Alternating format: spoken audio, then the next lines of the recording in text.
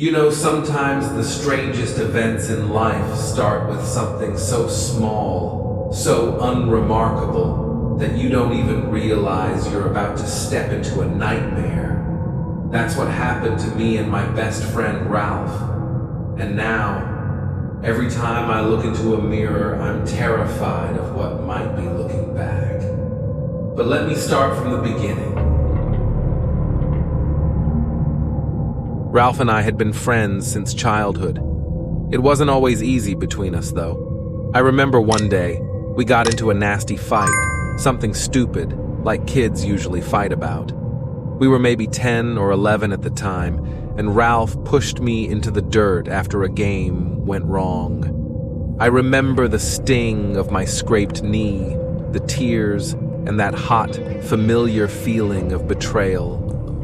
But something happened after that fight, something I still can't explain. Instead of growing apart, we became closer. Maybe it was because we both felt a little lost, a little misunderstood. Ralph and I had been friends since childhood. It wasn't always easy between us, though. I remember one day we got into a nasty fight, something stupid, like kids usually fight about. We were maybe 10 or 11 at the time, and Ralph pushed me into the dirt after a game went wrong. I remember the sting of my scraped knee, the tears, and that hot, familiar feeling of betrayal. But something happened after that fight, something I still can't explain. Instead of growing apart, we became closer. Maybe it was because we both felt a little lost, a little misunderstood.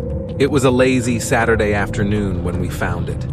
Ralph and I were in this dingy old bar off the beaten path in California, the kind of place where the jukebox is stuck in the 80s, and the smell of spilled beer never quite fades. I had to use the restroom, and when I walked in, there it was. This crude, scrawled graffiti on the wall above the urinal. At first glance, it looked like any other graffiti, a creepy, twisted creature, something out of a nightmare.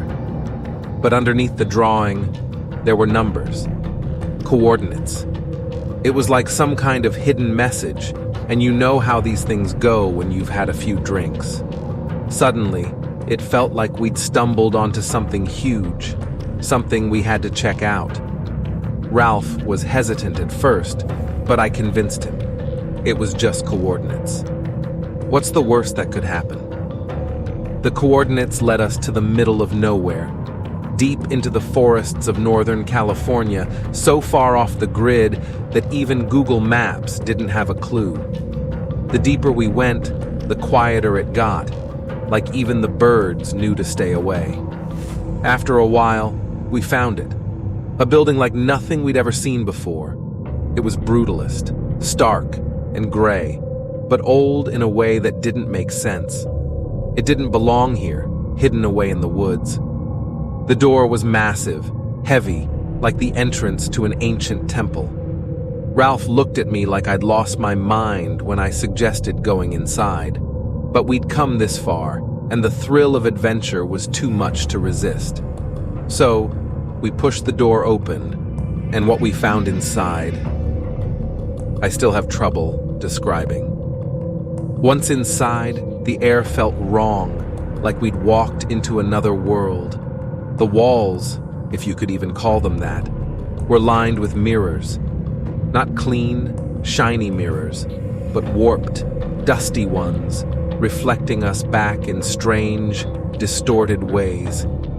We walked deeper into the maze, our reflections splitting off in every direction, making it impossible to tell where we were going. My own face stared back at me from 1,000 angles, but each time, something felt slightly off. "Ralph, man, we should go," I whispered, but my voice sounded weird in the space, like it was coming from the mirrors themselves. He didn't answer. I turned, and for a moment, I saw him standing there. Only it wasn't him. His reflection was smiling at me, a smile so wide it looked like his face would tear apart. I blinked, and it was gone. The deeper we went, the more disoriented I became. Every turn led to another mirror, another version of us, until I wasn't even sure if we were real anymore. That's when I saw it, the entity. At first I thought it was just another reflection, but then it moved, and I realized it wasn't copying my movements. This thing, this entity, stood in the mirror, staring back at me with eyes that weren't mine. It was like looking into a black hole, the space around it warping and twisting. And then it smiled, a slow, creeping smile that chilled me to the bone. I couldn't move. I couldn't scream. I was frozen in place, my mind caught in its grip. "Ralph!" I managed to shout. But when I turned, Ralph was gone. In his place was that same creature from the graffiti, the twisted one, its long limbs moving through the mirrors as if they were water. The entity began to reach for me, its fingers pressing against the surface of the glass, and I knew if it touched me, I'd never get out. I bolted. My feet carried me through the maze, past the mirrors, the reflections warping and changing as I ran. Ralph's face kept appearing, twisted and wrong, in every mirror I passed. I didn't look back. I couldn't. I didn't stop until I was outside, gasping for breath in the cold forest air. I waited for Ralph, but he never came. I called his name over and over, but the labyrinth swallowed the sound, echoing it back to me like some cruel joke. I wanted to go back in to find him, but something deep inside me told me that if I did, I'd never come out again. That was months ago. I've searched for Ralph ever since, but it's like he vanished into thin air. No one believes me. The building? Gone. The coordinates lead to nothing but trees now. Sometimes I wonder if any of it was real, but every time I look into a mirror, I remember. I haven't told anyone this, but when I look closely, really closely, I can still see Ralph's face in the background.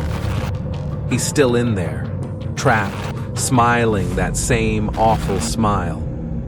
And I know deep down that one day he'll come back for me. As I wrap up this story, I can't shake the feeling that the labyrinth and the entity are still with me, haunting me through every reflection. Some things, once seen, can never be unseen. Do you believe me? Or is this just another campfire story?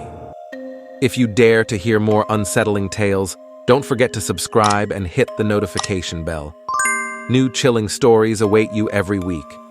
Sometimes, it's better not to look too closely. And remember, the abyss is waiting for you.